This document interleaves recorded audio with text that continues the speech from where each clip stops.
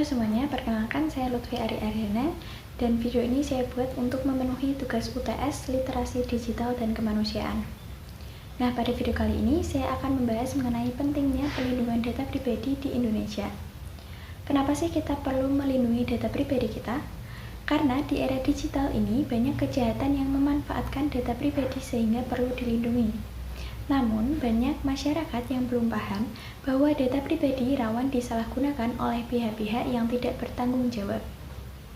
Data pribadi yang dimaksud sebagaimana pada pasal 1 angka 29 Peraturan Pemerintah tentang penyelenggaraan sistem transaksi dan elektronik adalah setiap data tentang seseorang baik yang teridentifikasi maupun dapat diidentifikasi secara tersendiri atau dikombinasi dengan informasi lainnya, baik secara langsung maupun tidak langsung melalui sistem elektronik atau non-elektronik. Nah, contohnya seperti identitas pribadi, data kependudukan dan kewarganegaraan, data komunikasi, data perjalanan, data medis, dan data ekonomi. Lemahnya perlindungan data di Indonesia mengakibatkan maraknya kebocoran data, terbukti dengan sering terjadinya kasus kejahatan siber seperti hacking maupun cracking media sosial yang berujung pada pembobolan data pribadi, pemerasan hingga penipuan daring. Nah, mengutip laman dari kominfo.go.id, disebutkan bahwa perlindungan data pribadi dilakukan untuk tujuan menjamin hak warga negara atas perlindungan diri pribadi.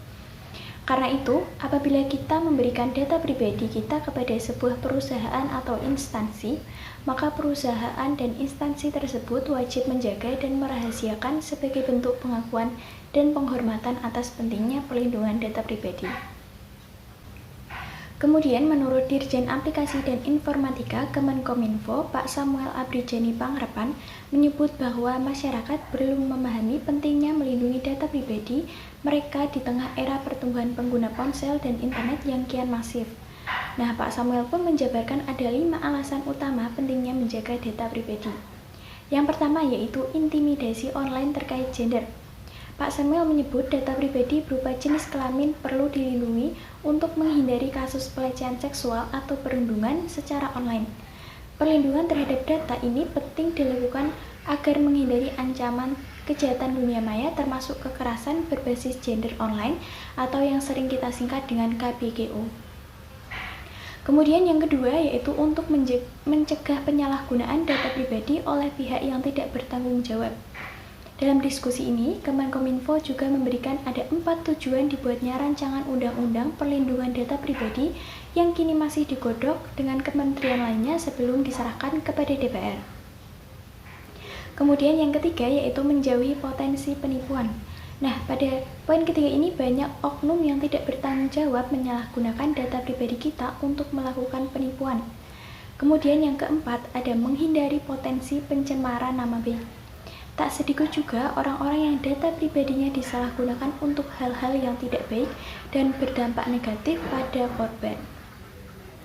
Kemudian poin yang kelima ada hak kendali atas data pribadi. Nah, alasan terakhir ini secara global kita memiliki kontrol atas privasi data pribadi kita. Hal itu sudah dijamin dengan Deklarasi Universal tentang Hak Asasi Manusia 1948 Pasal 12 dan Konvensi Internasional tentang Hak Sipil dan Politik ICCPR pada tahun 1966 Pasal 17 dan Indonesia pun sudah meratifikasi keduanya, jelas Pak Samuel. Kemudian, alasan yang pertama menurut Pak Samuel, ini data pribadi termasuk hak asasi dan privasi yang tercantum dalam Deklarasi Universal Manusia 1948 Pasal 12. Kemudian yang kedua, data pribadi merupakan aset komoditas yang bernilai tinggi di era big data dan ekonomi digital. Kemudian yang ketiga, RUU PDP dimaksudkan untuk meminimalisasi pelanggaran privasi.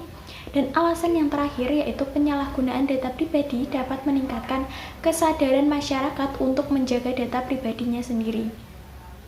Nah, dari 5 alasan utama dan penjelasan tadi, kita jadi tahu kenapa perlu menjaga data pribadi kita.